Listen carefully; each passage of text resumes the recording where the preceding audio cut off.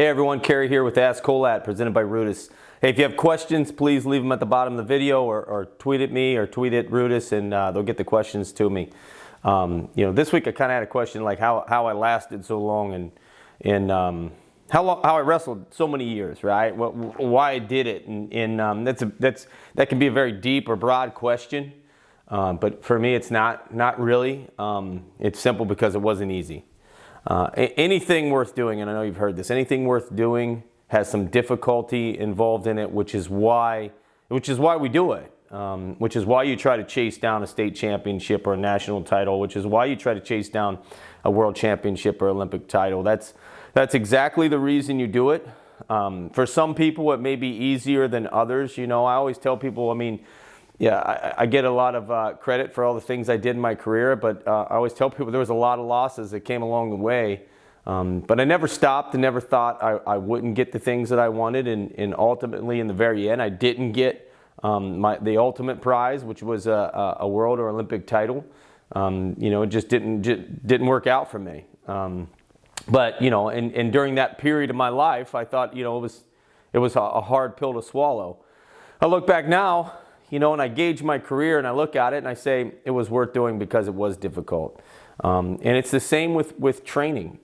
Training should not be something that you're comfortable in when you go in the room. Anytime you find yourself being comfortable, find yourself in a position where things have become easy, then you need to make a change in your training habits. You need to make a change in whatever it may be in your competition habits. You may be seeking out bigger and better competitions to make that change.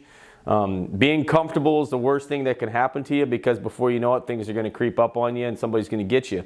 I go back to, weight cutting. Weight cutting was not something that anybody wants to do. But, I wanted to be at the best weight to give myself the ultimate chance to win and be ready. And, I wrestled from my senior year in high school. I was 135 pounds. For 4 years in college, counting my red shirt, I wrestled 134. And then the international weight was 138 pounds. So I held a weight class that made sense for my body shape for years, and ultimately finished my career at that weight class.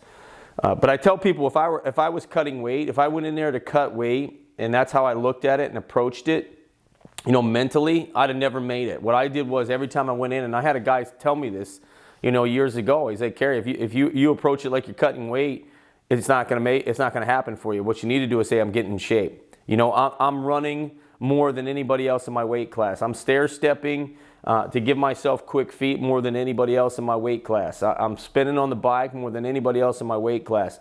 And being uncomfortable and having to hurt sometimes made it worth it. When I stepped on the mat, I felt ready, and it made it worth it. And I felt like I was paying the price.